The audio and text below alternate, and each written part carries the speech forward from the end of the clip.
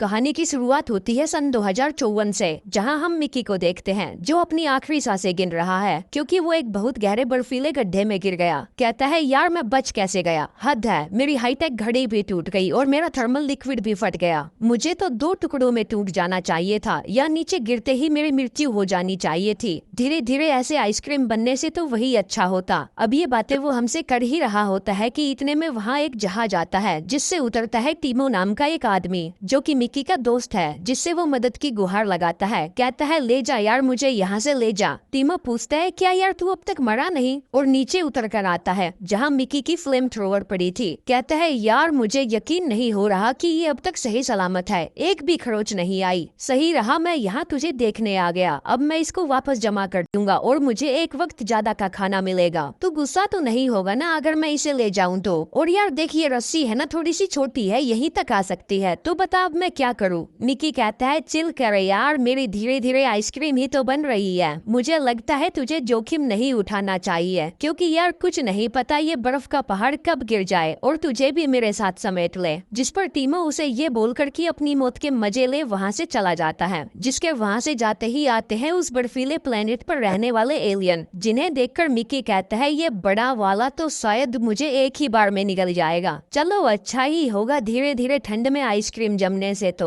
और तभी बर्फ टूटती है और वो बड़े वाला एलियन घिसटता हुआ अपने मिकी के ऊपर आ गिरता है। इसके बाद सीन कट होता है और कहानी चली जाती है 4 से 5 साल पीछे। मिकी बताता है, जब मैं पृथ्वी पर था तब मेरा वही दोस्त टीमो जो मुझे मरता हुआ छोड़कर मेरी फ्लेम थ्रोवर उठा ले गया था, उसने मुझसे कहा कि यार बर्गर की दुकान खोलना ज्यादा बढ़िया रहेगा क्योंकि ठेले पर आजकल कमाई दबा कर होती है। अब मैं भी अखंड फुनतिया था जो उसकी बातों में आ गया। हमने एक बहुत बड़ा मोटा लोन लिया, वो भी एक ब्लैंक नाम के आदमी से जो कि बहुत खूंखार किस्म का था, जिसका ब्याज दर भी कुछ कम नहीं था हमारी कांच निकालने के लिए। आगे होना क्या था, कुछ नहीं, हमारी बर्गर की रेहड़ी नहीं चली, लोन के पैसे के साथ साथ हम ब्लैंक को ब्याज भी नहीं लौटा पाए, जिसके चलते हमें धर दबोचा गया। वहीं एक और आदमी था जिसने ब्लैंक से लोन लिया था और वो भी हमारी ही तरह पैसे नहीं लौटा पाया था, जिसके चलते ब्लैंक का एक आदमी उसे अपनी बिजली वाली आरी से जिंदा ही काट देता है, जिस सब की ब्लैंक रिकॉर्डिंग करके अपने पास रख लेता है क्योंकि उसे इस तरह के खून खराबे को बार बार देखना बहुत ज्यादा पसंद था।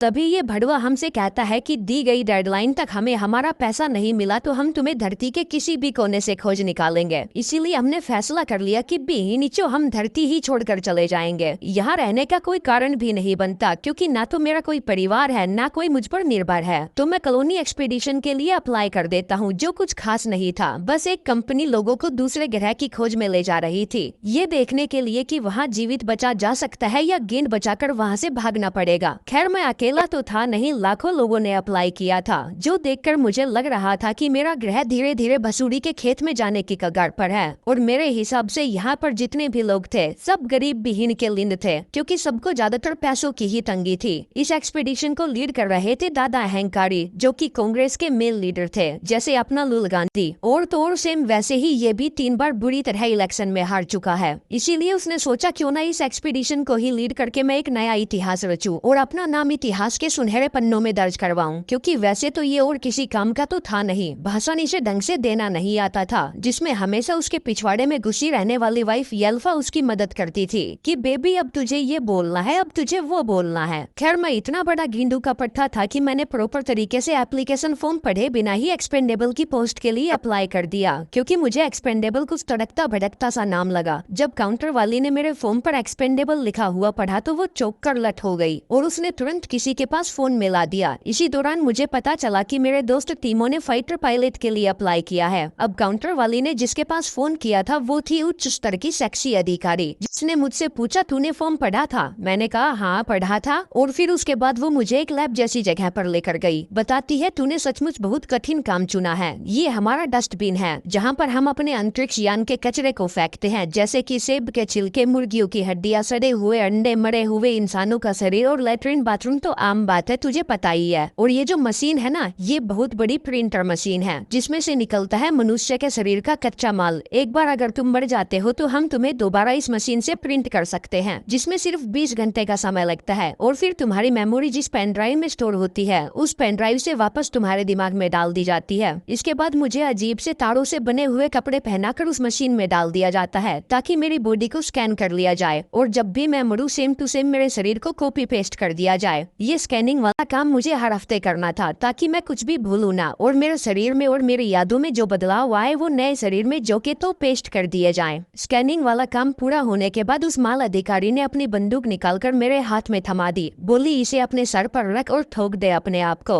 यही है तुम्हारा एक्सपेंडेबल बनने का टेस्ट। अगर तुमने ये टेस्ट पास कर लिया तो तुम एक्सपेंडेबल बन जाओगे। अब मेरी भयंकर वाली फटी थी। घोड़ा मैं भला इस चमेली की बातों में आकर खींचू तो खींचू कैसे। बोली तुझे मरने की आदत डालनी होगी। यही है भड़वे तेरा काम। इसके बाद हमारी शिप जिसका नाम ठेला परिवार था वो लाखों लोगों को लेकर मेरी पीली पीली नाम के प्लेनेट की तरफ निकल पड़ती है जिसमें 4.5 साल का समय लगना था। अब आप लंबे समय तक अंतरिक्ष यान में रहते हो तो खाना ही सब कुछ होता है जिसमें मैं जैसे ही 1 या 2 कैलोरी भी एक्स्ट्रा लेता हूँ तो साला कंप्यूटर तभी बोल पड़ता है कि गिनवे तूने 8 कैलोरी ज्यादा ली है, वापस रख। आज मेरा यहाँ कैंटीन में पहला दिन था और ये पूरी जगह घटिया खाना खाने वाले लोगों से भरी पड़ी थी। वहाँ कोई भी किसी से बात नहीं कर रहा था। बिल्कुल सब कुछ पिन ड्रॉप साइलेंस था। और तभी वहाँ आता है दादा अहंकारी और उसकी वाइफ येल्फा जो हमेशा उसके पिछवाड़े में घुसी रहती थी, जिन्हें देखकर ज्यादातर गधे लोग दबा दबा कर तालियां बजा रहे थे। और तभी मैंने उसे देखा, काली रसमलाई। ये पहली बार था जब मैंने काली रसमलाई को देखा। उसने भी मुझे देखा और अपने पास अपनी टेबल पर बुला लिया। फिर उसने मुझे अपना कुछ बचा कुचा खाना खाने को दिया जिसे खाकर मेरा मन मोहित हो गया। और फिर मैंने पूरी रात उसके गर्म तालाब में गोता लगाया।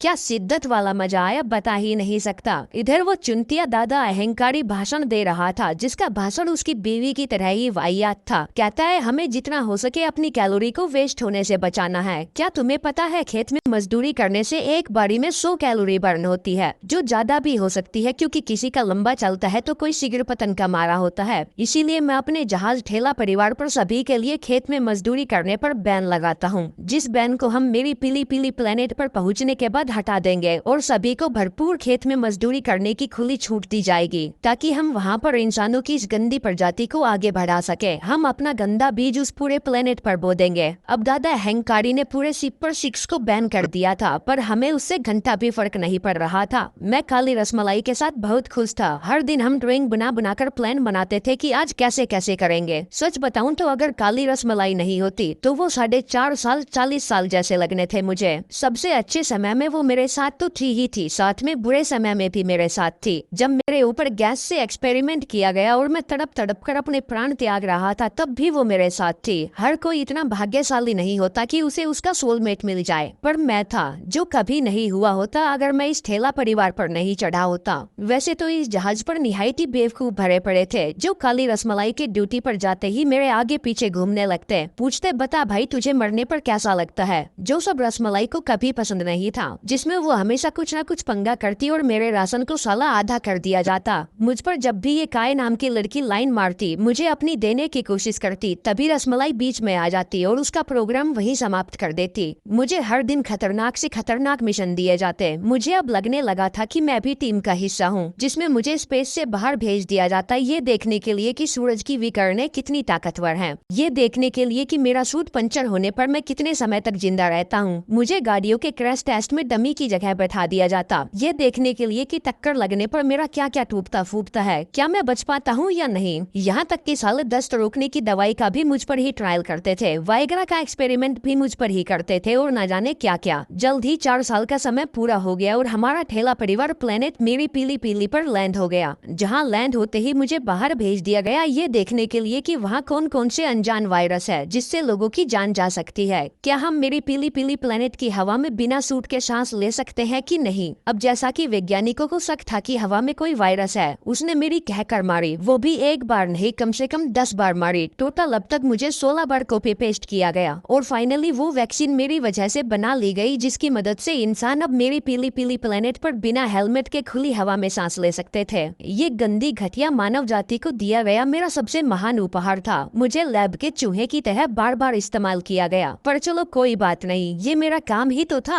अब यहाँ पर लोगों का एक ही काम था, रहने लायक बिल्डिंगों का निर्माण करना, जितना जल्दी हो सके फसलें उगाना, अपनी प्रजाति को आगे बढ़ाना, पूरे प्लेनेट पर कब्जा करना, धर्म का प्रचार करना। एक दिन मुझे एक खोजी दल के साथ भेजा जाता है जिसमें हम एक बर्फीली गुफा में घुसते हैं। वहाँ हमारा पहली बार उस प्लेनेट पर रहने वाले एलियनों से सामना होता है जिसमें सभी घबराकर इधर उधर गोलियां चलाने लगते हैं, जिसके चलते एक जेनिफर नाम की लड़की बर्फ के नीचे दबकर अपना दम तोड़ देती है। जो बात जब दादा अहंकारी को पता चलती है तो वो मुझ पर बहुत भड़कता है। कहता है बीन के लिए बावली गेंद, तू साले किसी काम का नहीं है, तू साले एक्सपेंडेबल है। वहाँ तुझे मरना चाहिए था, न कि उस फर्टाइल लड़की को जो बच्चे पैदा करने में सक्षम थी। देखने में ऐसा लगता है कि वो एलियन हमारा मांस खाना चाहते हैं। वो घिनौने हैं, इसीलिए तू उनमें से एक को पकड़कर हमारे पास लेकर आ ताकि हम उन पर प्रयोग कर सके। साथ ही मैं तेरा राशन जो कि पहले से आधा है उसे और आधा करता हूँ और तेरी शिफ्ट को डबल करता हूँ। आगे मुझे भूखा प्यासा बर्फीले रेगिस्तान में छोड़ दिया जाता है, जहाँ मैं जब अपने दिन का पहला बिस्किट खा रहा था तभी साली नीचे की बर्फ टूट गई और मैं वहीं जाकर गिरा जहाँ मैं मूवी की शुरुआत में पड़ा था। टीमो आया, मेरे मजे लिए और फ्लेम थ्रोवर उठाकर वहाँ से चला गया। फिर एंट्री मारी उन नरबख्शी एलियनों ने, जिनमें से एक था बहुत बड़ा। इतना बड़ा मैंने पहले कभी नहीं देखा था, जो बर्फ टूटने की वजह से फिसलकर मेरे ऊपर आ गिरा। मुझे लग रहा था कि लो मैं 17वीं बार भी मर गया, लेकिन नहीं, वैसा कुछ नहीं हुआ। बस मेरी हालत पतली थी और वो बड़ा वाला एलियन मुझे अपनी पूंछ से बांधकर घसीटते हुए ले जा रहा था। मैं सोच रहा था कि यार इन गधों ने मुझे अभी तक क्यों नहीं खाया, क्या मैं इन्हें स्वादिष्ट नहीं लगा, क्या ये बड़ा एलियन मुझे अपने बच्चों के लिए बचा कर ले जा रहा है। लेकिन वैसा कुछ नहीं था। वो मुझे धीरे धीरे घसीटते हुए गुफा के बाहर ले गए और ऐसे फेंक दिया जैसे मुंह में मच्छर घुसने पर थूक दिया जाता है। मैं खड़ा हुआ और बोला, अबे सालो, क्या तुम्हें मेरा मांस अच्छा नहीं लगा? मैं दिन में 15 किलो हरी सब्जियां खाता हूँ। जिस पर उन्होंने कुछ खास नहीं कहा, करके वहाँ से चले गए। सालों ने मुझे यहाँ बाहर ठंड में अकेला छोड़ दिया, जो कि बिल्कुल भी अच्छी बात नहीं थी। अब मैं भला जाऊँ तो जाऊँ कहाँ? फिर तभी मुझे एक बड़ा सा ट्रक दिखा जो एक बड़े से काले पत्थर को अपने साथ शिप की ओर ले जा रहा था। मैं जैसे तैसे करके दौड़कर उसके पीछे लटक गया और आखिरकार शिप तक पहुँच गया। इसके बाद कपड़े बदलकर जैसे ही मैं अपने क्वार्टर में गया और धड़ाम से अपने बिस्तर पर लौटा, बगल से साला मिकी 18 उठ खड़ा हुआ, जिसे देखकर मेरी फटकर 464 फुट बाहर आ गई। जिसका मतलब ये था कि टीमों ने वापस आकर सबको ये बता दिया था कि मैं मर गया और इन बावली गेंडों ने मेरा एक और प्रिंट आउट निकाल लिया, जो कि बहुत गलत बात थी, क्योंकि हम दोनों को अगर एक साथ देख लिया जाता तो हम दोनों को ही निपटा दिया जाता, हमारी मेमोरी भी डिलीट कर दी जाती, जिसके चलते मिक्की 18 मुझे मारने को उतावला हो गया। अब सवाल ये था कि अगर हम दोनों को जिंदा देख लिया जाता तो डिलीट क्यों कर दिया जाता? तो बात घूम फिर कर चली जाती है धरती पर, जब उस कॉपी पेस्ट वाली मशीन को इन 3 गधों ने इजाद किया था। इनमें से एक था ये भयंकर किस्म का सनकी आदमी, जिसने अपने आप को ही 10-12 बार प्रिंट कर लिया। अब उसे थी गरीबों से भयंकर वाली नफरत, इसीलिए उसका एक वर्जन सड़कों पर जाकर गरीबों को पेल रहा था, उन्हें यमराज के दर्शन करवा रहा था। कोई दूसरा बैंक में चोरी कर रहा था तो कोई लड़कियों के साथ दुर्व्यवहार कर रहा था, जिसके चलते उस पर वारंट जारी कर दिया गया। पुलिस वाले उसके घर में घुसे, जहाँ कोई झाड़ू पोछा लगा रहा था तो कोई लेटरिन साफ कर रहा था तो कोई आराम से मजे की जिंदगी जी रहा था। पुलिस वाले सभी को धर लेते हैं और सभी से पूछताछ करते हैं, जिसमें सब साला अपना पल्ला झाड़ लेते हैं कि मैं वो नहीं था, मैं वो नहीं था। अब उन्हें जेल में डालना भी तो सरकार के लिए एक बड़ी सरदर्दी थी। सभी को एक के हिस्से का आधा आधा खाना दिया जाए या सबको फुल मील दी जाए, जिसके चलते एक रूल पारित किया गया, जिसमें एक शरीर में सिर्फ एक ही आत्मा का वास हो सकता था। बोले तो मल्टीपल्स बनाने वाली उस मशीन को धरती पर बैन कर दिया गया। अब जैसे कि हर टेक्नोलॉजी सिर्फ अभिशाप नहीं होती, वो भी नहीं थी। दादा अहंकारी जो कॉलोनी एक्सपेडिशन को लीड कर रहे थे, उन्होंने कमेटी के सामने एक प्रस्ताव रखा और डिमांड की कि हम उस मशीन को सिर्फ दूसरे ग्रह पर इस्तेमाल करेंगे एक्सपेंडेबल के लिए, और जो भी वहाँ पर खतरे या बीमारियां होंगी बिना किसी की जान जाए हम उनसे निपट सकते हैं। अब ये प्रस्ताव काफी अच्छा था, पर इसमें भी एक रूल बनाया गया कि अगर कभी भी एक ही इंसान के मल्टीपल्स बनाए गए तो उन मल्टीपल्स के साथ साथ ओरिजिनल वाले एक्सपेंडेबल को भी मार दिया जाएगा, साथ ही उसकी मेमोरी को भी डिलीट कर दिया जाएगा।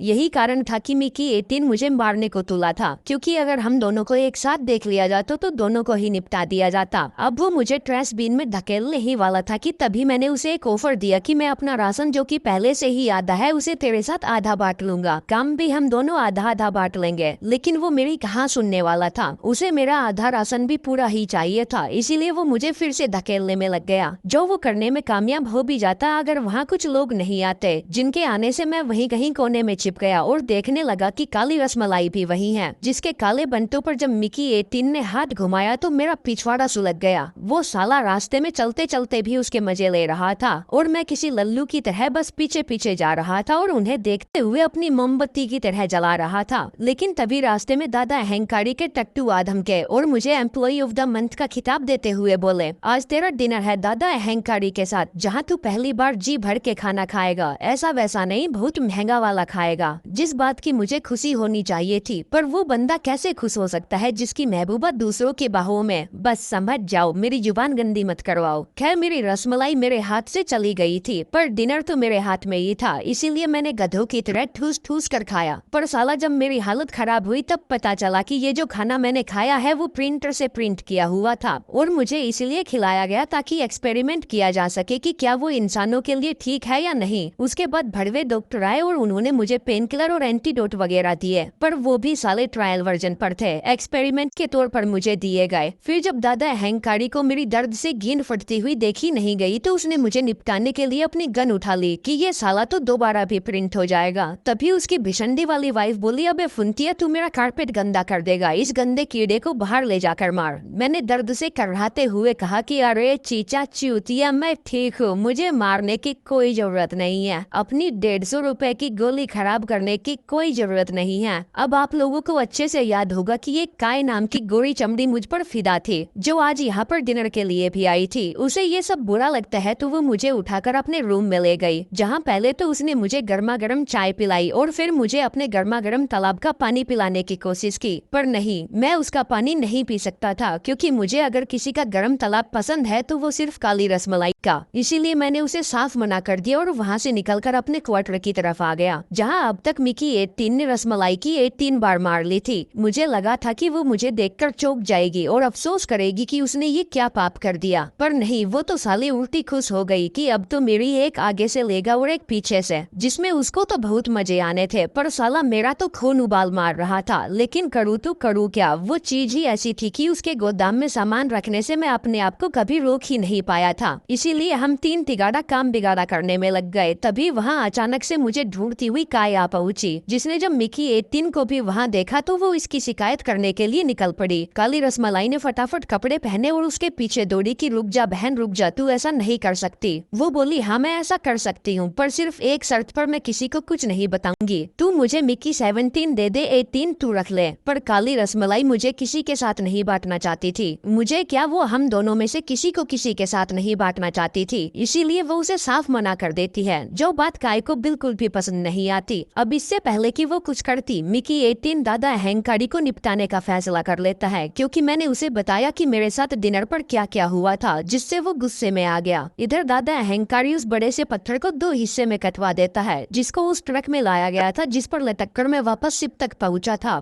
भड़वा बोल रहा था कि इस चमकदार पत्थर पर मेरा और आप सभी लोगों का नाम सुनहरे अक्षरों में लिखा जाएगा, जिन्होंने मेरी पीली पीली प्लेनेट पर संघर्ष किया और अपनी पीढ़ी को आगे बढ़ाया। जिसकी इस बवासीर पर जब लोग हुर्रे हुर्रे कर रहे थे, तभी उस पत्थर में से वही एलियन कीड़ा निकला, जिसको मुझे पकड़ने के लिए भेजा गया था। उस अजीब से जीव को देखकर वहाँ भगदड़ मच जाती है, लोग बाहर भागने की कोशिश करते हैं, पर दादा अहंकारी दरवाजे बंद करवा देता है और उसके चमचे उस एलियन जीव को पकड़ने की कोशिश में जुट जाते हैं, जिनमें से मैं भी एक था। अब मैं उन एलियनों को अच्छे से जानता था कि ये नुकसान नहीं पहुंचाते, इसीलिए मैंने जैसे तैसे करके उसे पकड़वा कर एक बोरे में डलवा दिया। तब तक मिकी 18 दादा अहंकारी को पेलने के लिए गोली दाग देता है, लेकिन उसका निशाना चूक जाता है और गोली उस पत्थर में जाकर लगती है, जिस कारण से अंदर छुपा हुआ एक और एलियन का बच्चा बाहर निकल आता है, जिसको पकड़ने का आदेश देने की बजाय दादा अहंकारी उसे गोलियों से छलनी करवा देता है, जिसका दर्द सुनकर दूसरा बच्चा एक अजीब सी आवाज निकालता है, जिस आवाज को सबसे बड़ा वाला एलियन मिकू माकर सुन लेता है और उठ खड़ा होता है। अब दादा अहंकारी को मारने की कोशिश में और मल्टीपल्स वाला रूल तोड़ने के लिए हम तीनों को उठाकर सजा देने के लिए लाया जाता है, जहाँ मैं काली रसमलाई को बताता हूँ कि वो एलियन खतरनाक नहीं है, उन्हीं की वजह से मैं आज जिंदा हूँ। ये बात सुनकर वो हैरान हो जाती है कि यार वो देखने में तो बहुत खतरनाक लगते हैं, पर दिल के बहुत अच्छे हैं। लोगों को ये बात जानने की जरूरत है, हमें यहाँ आकर भी वही सब नहीं करना है जो इंसानों ने धरती पर किया। रास्ते में हमने देखा कि वो सबसे बड़ा वाला एलियन, जिसका नाम मीकू माकर था, वो अपनी पूरी प्रजाति को लेकर शिप की ओर बढ़ रहा है, जो कि खतरनाक बात थी। लेकिन साले इंसान अपनी हरकतों से बाज नहीं आ रहे थे, जिसमें दादा अहंकारी की अधर्मी पत्नी उस पकड़े गए एलियन के बच्चे की पूंछ काट देती है, ताकि वो उससे समोसे में डालकर खाने वाली सॉस बना सके, जिस कारण एलियन का बच्चा दर्द से कर्रा रहा था, उसके दर्द को महसूस करके बाहर सारे एलियन जोर जोर से आवाजें निकालने लगते हैं। वहाँ पर दादा अहंकारी आता है जो बहुत गुस्से में था क्योंकि मिकी 18 ने उसको मारने की कोशिश की थी। ऊपर से उन अनपढ़ जाहिल गवार एलियनों ने शिप को चारों तरफ से जो घेर लिया था। सबसे पहले तो अहंकारी मेरी मेमोरी को डिलीट कर देता है ताकि और मल्टीपल्स ना बनाए जा सके। साथ ही वो उस एलियन बच्चे को भी मारने का फैसला करता है, जिस पर काली रसमलाई कहती है, सर विहीन के लिंड देखिए, हमारे पास दो रास्ते हैं। पहला, हम उन जंगली एलियनों से लड़ाई करें जिसके लिए हमें भारी मात्रा में ताकत की जरूरत होगी, जो ताकत हमें मिलेगी खाना खाने से, और खाना हमारे पास इतना है नहीं। दूसरा रास्ता ये है कि हम अभी भी उन एलियनों के साथ समझौता कर सकते हैं, विवेकपूर्ण उनसे बात कर सकते हैं। लेकिन दादा अहंकारी तो उन कीड़ों के बारे में कुछ भी सुनने को राजी नहीं था। कहता है, बे कल सुंडी, क्या होगा जब वो शिप में छेद कर देंगे और तुम्हारी गेंद फाड़ देंगे। ये एक युद्ध की घड़ी है और मैं उनका सफाया करके रहूंगा उस जहरीली गोबर गैस से जो मैंने उनको निपटाने के लिए तैयार करवाई है।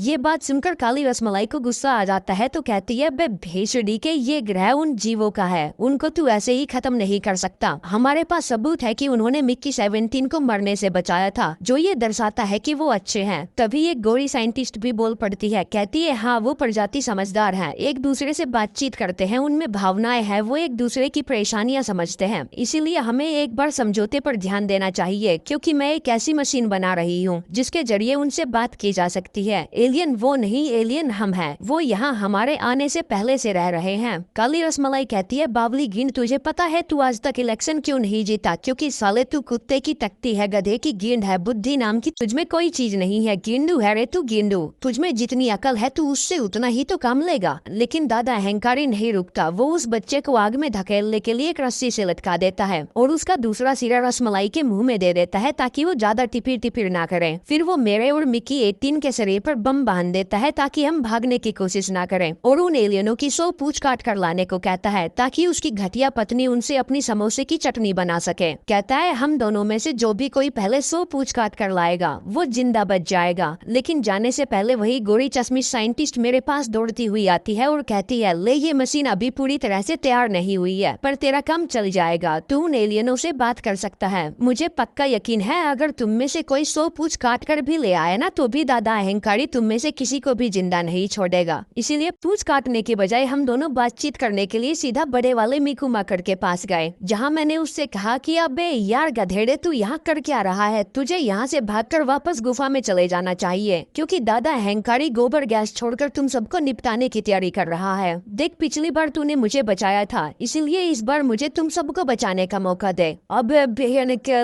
लमंडा, अपने काम से काम रख, समझाना। मुझे ये बता, तुमने मेरे बेटे लेगा को क्यों मारा? तुम्हारे हाथ खून से रंगे हैं। अगर तुमने मेरे दूसरे बेटे देगा को भी मार दिया तो जानता है क्या होगा? मौत।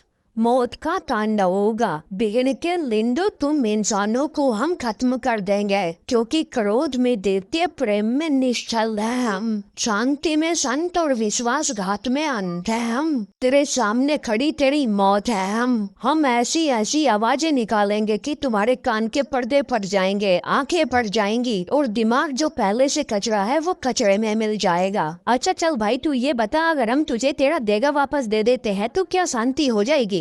नहीं बे गेंडू, क्या तू थोड़ा सा गिन मरा है? तूने मेरा एक मारा, तुम्हारा भी एक मरना चाहिए, तभी पीस कायम होगी। तुम्हें पता चलना चाहिए कि हमारी जिंदगी की भी कीमत है। फिर वो हमें एक छोटा सा ट्रेलर दिखाते हैं जो कि सच में बहुत भयानक था। आवाजें इतनी तेज थी कि ऐसा लग रहा था कि गेंद के पर्दे अभी फट जाएंगे। इसीलिए मैंने फटाफट शिप की तरफ संकेत भेजा कि इन्हें इनका बच्चा वापस दे दो, वरना हम सब तो गए काम से। दादा अहंकारी कहता है, ये साले दोनों फुंतिया एलियनों से बात कर रहे हैं, जबकि वो बातचीत तो मुझे करनी चाहिए। ये एक ऐतिहासिक क्षण हो सकता है, मेरा नाम सुनहरे अक्षरों में लिखा जाएगा। गैस छोड़ने से पहले मुझे 1-2 फोटो तो उस बड़े वाले कीड़े के साथ खिंचवा लेनी चाहिए, ताकि मेरी बहादुरी के किस्से गाए जा सके। जिसके चलते वो कैमरा क्रू और एक हथियारबंद गाड़ी को लेकर सीधा हमारी तरफ बढ़ने लगा। उधर तब तक काली रसमलाई खुला बाती मारकर दादा अहंकारी की अधर्मी पत्नी को अपनी टांगों में दबोच लेती है। कहती है, अगर किसी ने भी होशियारी दिखाई तो मैं इसकी गर्दन तोड़ दूंगी। बदले में वो उस बच्चे को सुरक्षित तरीके से उसकी माँ तक पहुंचाने की शर्त रखती है, जिसे मंजूरी मिल जाती है और इस कुतिया को गिरफ्तार कर लिया जाता है, क्योंकि इसके और इसके अहंकारी द्वारा लिए जाने वाले फैसलों से किसी का भला नहीं हो सकता था।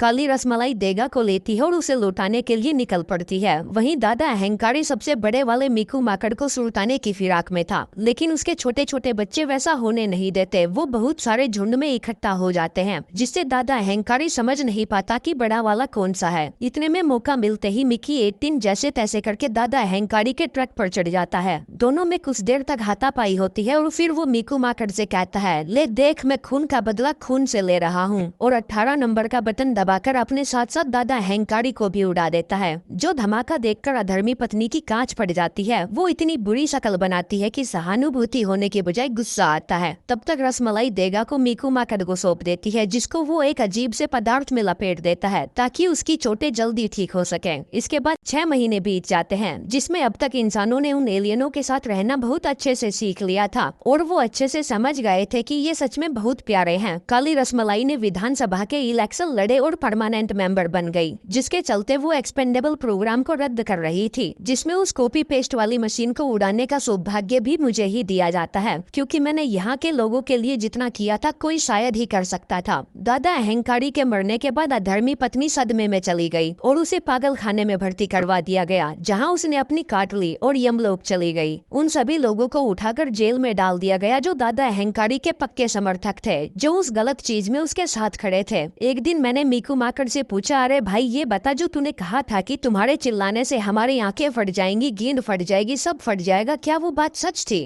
अबे क्या सिर्फ तुम इंसानों को ही चूतिया बनाना आता है? हमने भी PhD की डिग्री ली है, वैसा कुछ नहीं होना था। डर मत, मजे ले जिंदगी के। धन्यवाद।